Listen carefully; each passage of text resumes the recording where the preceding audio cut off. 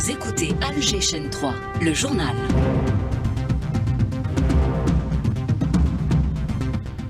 Bonjour Nasser. Allez, bonjour à tous. Large dossier consacré à la foire de la production nationale qui se tient à Nouakchott en Mauritanie. Taïb Zitouni sur place depuis hier. L'heure est au renforcement de la coopération économique et commerciale à travers l'intensification des partenariats entre les opérateurs économiques des deux pays. Tout un dossier dans ce journal. Réouverture des inscriptions à la DL3. Le délai est prolongé pour une durée de 20 jours. La plateforme de dépôt de dossiers sera ouverte à partir de demain samedi. Nous écouterons le ministre de l'Habitat, Tarek Belarabi. De son côté, Taha Darbel annonce la mise en place d'un plan pour renforcer les capacités nationales pour la mobilisation des ressources hydriques. L'Algérie va présenter un projet de texte très précis portant sur la situation humanitaire à Gaza. Amar Benjama souligne une nouvelle fois la politique de deux poids deux mesures qui n'a plus de place. Personne n'est au-dessus de la loi, s'y déclaré. Sport football, mise à jour de la 22e journée de championnat de Ligue 1 Mobilis. À suivre ce derby algérois MCA USMA ce soir à 20h au stade du 5 juillet. Mesdames, Mesdemoiselles, Messieurs, bonjour. Merci de vous joindre à nous. Large dossier consacré à la foire de la production nationale de Nouakchott, une 7e édition qui voit la participation de pas moins de 200 opérateurs algériens. Le ministre du Commerce intérieur et de la Régulation du marché national, Taïb Zitouni, est arrivé hier dans la capitale mauritanienne dans le cadre d'une visite de travail au cours de laquelle il préside l'ouverture de cette 7e édition. À l'entame de la visite dont il a été chargé par le président de la République, Abdelmajid Tebboune, Taïb Zitouni a eu un entretien avec la ministre mauritanienne du Commerce et du Tourisme, Zeynabou Ahmedna. Il a examiné avec elle les moyens de renforcer la coopération économique et commerciale entre l'Algérie et la Mauritanie à travers l'intensification des partenariats entre les opérateurs économiques des deux pays, et cela conformément à la volonté des dirigeants algériens et mauritaniens. Taïb Zitouni.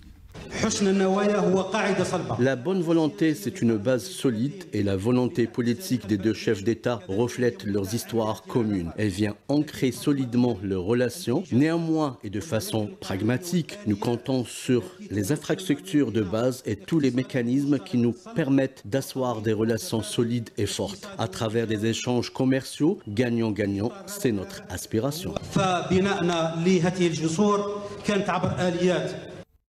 De son côté, la ministre mauritanienne du Commerce a mis en avant les relations bilatérales fraternelles ancrées dans l'histoire. Nos relations fraternelles bilatérales sont ancrées et enracinées dans l'histoire. Elles sont basées sur le bon voisinage, l'unité, la fraternité, le destin commun. Durant les dernières années, nos relations ont connu un saut qualitatif. Et je vous propose à présent de suivre les témoignages des exposants algériens à Nouakchott. Les Mauritaniennes apprécient énormément le produit algérien comparativement à de nombreux autres produits. C'est notre première participation à cette foire de Nouakchott. Nous espérons que cela nous soit bénéfique en concluant des partenariats avec nos frères mauritaniens. Nous souhaitons à travers cette participation dans de très peu de temps que la Mauritanie soit notre porte d'entrée vers de nombreux marchés comme le Sénégal, Nigeria et l'Afrique de l'Ouest. Et cette édition de la foire de Nouakchott des produits nationaux, une opportunité pour booster les échanges commerciaux entre les deux pays. Sur place, les exposants algériens sont en force avec des produits très prisés du reste par les grossistes et les consommateurs mauritaniens. Hakima Kamal. Une participation historique des producteurs algériens à la foire de Nouakchott, près de 200 exposants, toutes les filières agroalimentaires, électriques, les détergents, la câblerie, mais aussi les services d'expertise hydraulique et énergétique. Il y a même l'artisanat traditionnel qui est représenté. Ali Bey Nasri, premier vice-président de la Nexal, l'Association nationale des exportateurs algériens et consultant. On n'a jamais atteint ce chiffre-là. Et aussi donc pratiquement toutes les filières algériennes. Il y a un forum d'affaires qui va se dérouler justement pour une meilleure prise de contact. À Nouakchott, une très forte demande encore des produits algériens. C'est un marché où les échanges tournent autour de 40 millions de dollars. Ça fait 3 ans à près de 100 millions de dollars. Et les prévisions donc que j'estime d'ici la fin de l'année, on va atteindre peut-être aussi un chiffre record entre 150 et 200 millions de dollars. Le président de la Nexal déclare depuis Alger que le marché mauritanien est une destination naturelle des producteurs algériens. Terq Boulmarqa. La visite des Mauritaniens qui sont venus en Algérie pour prospecter a fait que les importateurs mauritaniens se sont bien attachés. Donc c'est un grand espoir pour que nous puissions exportations, booster nos exportations. Et avec les IATF qui tombent bien, donc nous sommes dans le droit d'avoir beaucoup plus de parts. L'Algérie abritera en septembre prochain la foire commerciale interafricaine. C'est une conférence également au sommet qui aura lieu des chefs d'État. Une opportunité pour les producteurs industriels algériens de faire connaître les savoir-faire et sceller des accords. Ceci pour la foire nationale algérienne à Nouakchott. Réouverture des inscriptions à la DL3, les délais prolongés pour une durée de 20 jours. La plateforme de dépôt de dossiers sera ouverte demain à samedi. C'est le ministre de l'Habitat qui l'a annoncé hier depuis Khanchla alors qu'il était en visite de travail, Mohamed Tarek Belaribi. En ce qui concerne la plateforme, nous avons constaté au niveau de l'agence que des postulants ont émis le souhait que le délai de l'ouverture des inscriptions soit prolongé. Nous avons donc prolongé le délai pour une période de 20 jours à partir de demain samedi. 20 jours supplémentaires pour permettre aux retardataires de s'inscrire. Ensuite, refermer la plateforme pour nous permettre de commencer l'étude des dossiers.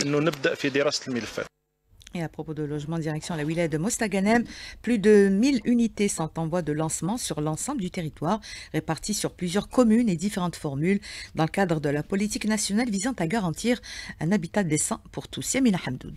C'est dans la commune de Ouled Bouralem qu'a démarré cette nouvelle phase avec le lancement d'un projet de 120 logements publics locatifs. La durée de réalisation est fixée à 14 mois avec une livraison prévue pour le 19 mars 2026. Ahmed Boudouh, Wali de Mostaganem.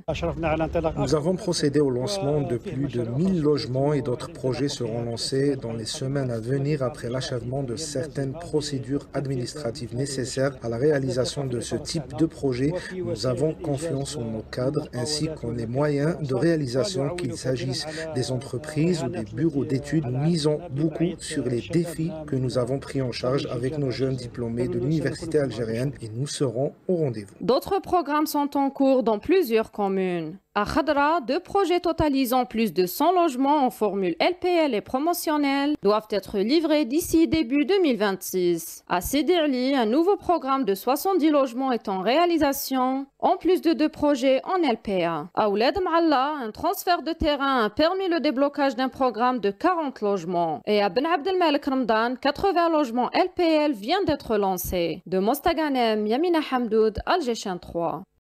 Le ministre de l'Hydraulique, Tahad Erbal, a annoncé hier à l'APN, lors de la séance questions orales, que son secteur allait entamer l'application d'un nouveau plan de distribution et même de stockage des eaux pour régler tous les dysfonctionnements en la matière. Smaïl Mimouni. Le ministre de l'Hydraulique, Tahad Erbal, a annoncé que la problématique du dysfonctionnement en matière de distribution d'eau potable enregistrée dans plusieurs régions du pays sera réglée et traitée d'une façon définitive. Premier chantier, l'actualisation des données actuelles en matière d'alimentation en eau potable.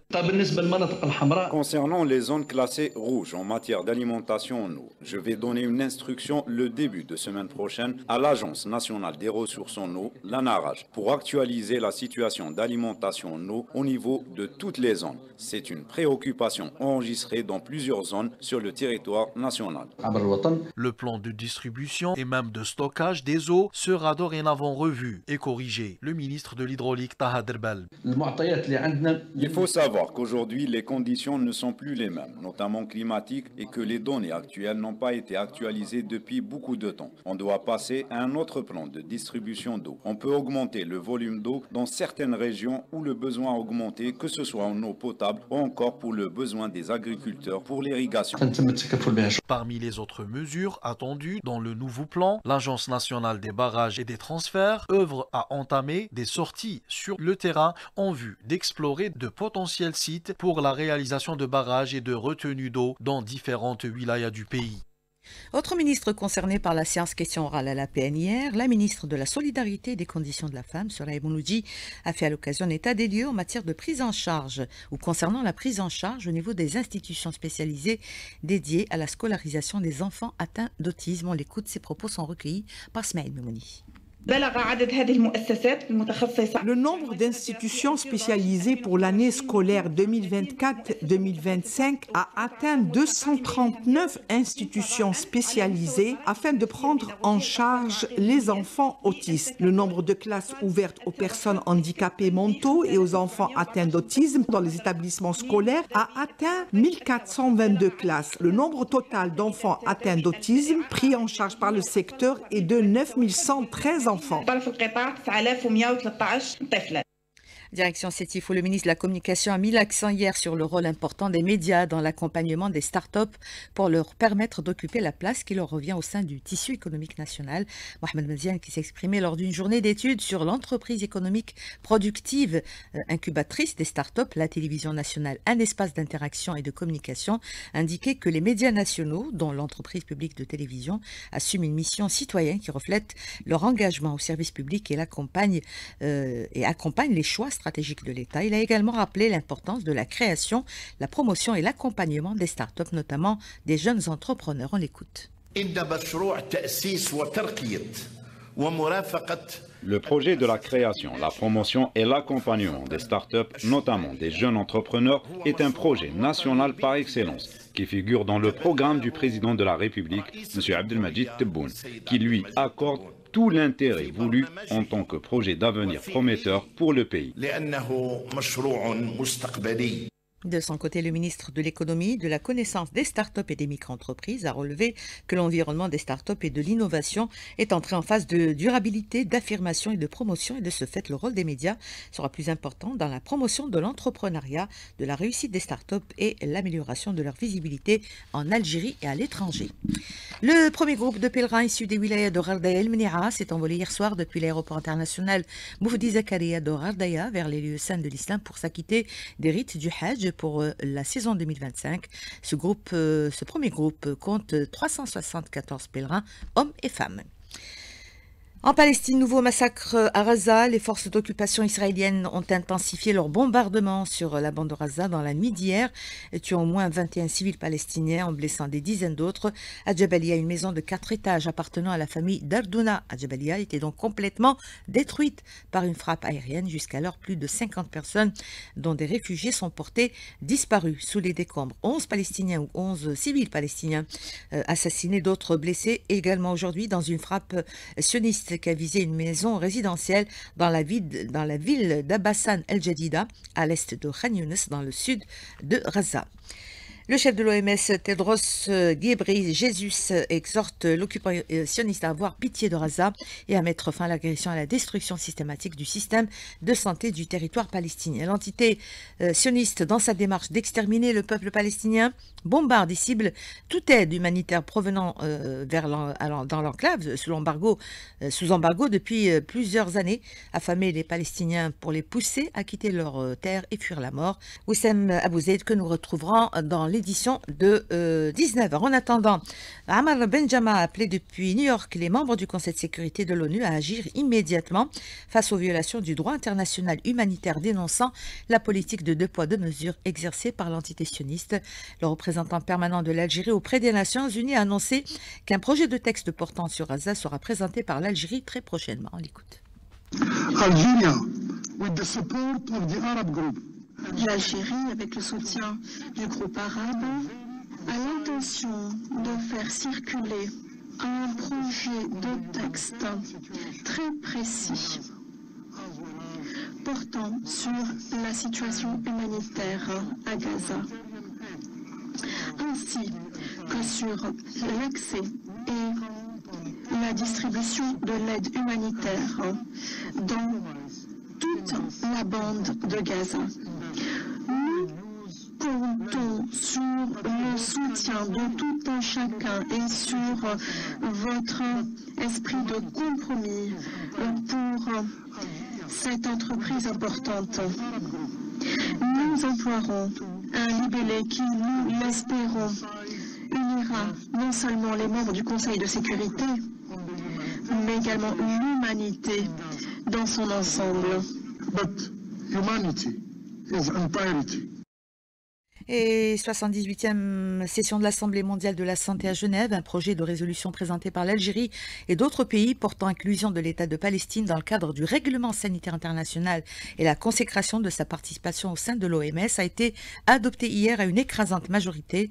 L'entité sioniste a tenté de s'opposer à cette résolution en avançant des arguments liés à la non-reconnaissance de la Palestine en tant qu'État indépendant, mais l'Assemblée a décidé de procéder à un vote auquel ont pris part 144 membres. Le projet a été donc adopté avec une écrasante majorité de 112 voix pour, dont celle de l'Algérie représentée par le professeur Kamal Salhadji, président de l'Agence nationale de la sécurité sanitaire. Le défenseur des droits de l'homme sahraoui Mohamed Hali a remporté le prix Frontline Defenders des défenseurs des droits de l'homme pour l'année 2025 qui est réservé aux militants les plus en danger.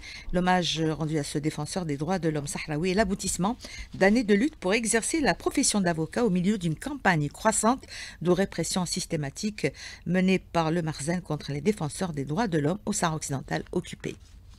Autour chez nous, vous l'aurez remarqué, les intempéries ont enregistré durant ce week-end sont dues à une forte dépression en provenance de l'Europe.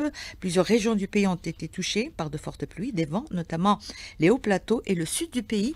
On retrouvera à la fin de ce journal la météo avec Amine Mounir. En attendant, on va quand même s'intéresser à ces caprices de la météo qui nécessitent une attention particulière, comme le recommande Mohamed Wali, allergologue, contacté par Soria Arslan. Une des précautions, c'est le vestimentaire, qu'on devrait s'habiller correctement en fonction de cette journée, suivre la météo. S'habiller, c'est d'avoir des vêtements en coton parce que c'est les seuls qui sont habilités à supporter le changement de température. Même les changements dans l'alimentation, il faudrait retrouver notre ancienne alimentation qui est quand même plus saine. Gérer le stress fait diminuer quand même notre immunité qui baisse. Alors on va apparaître aussi beaucoup de maladies. Puis être très judicieux. On arrive au sport, Ali Hamous, bonjour. Bonjour Nasser. On va parler football, bien évidemment, avec un match de mise à jour. Et quel match au programme aujourd'hui? Absolument, c'est le derby algérois entre le Mouloudia d'Alger et l'USM Alger, entre le leader, le Mouloudia, qui occupe donc la première place avec 49 points, alors que l'USM Alger se positionne à la 6e place avec 36 points. Ce match qui débutera à 20h au stade du 5 juillet que vous pourrez suivre en direct sur les ondes d'Alger Chaîne 3. Et hier, pas de vainqueur dans l'autre match de mise à jour entre le CS Constantine et le Mouloudia d'Oran. 2 buts partout.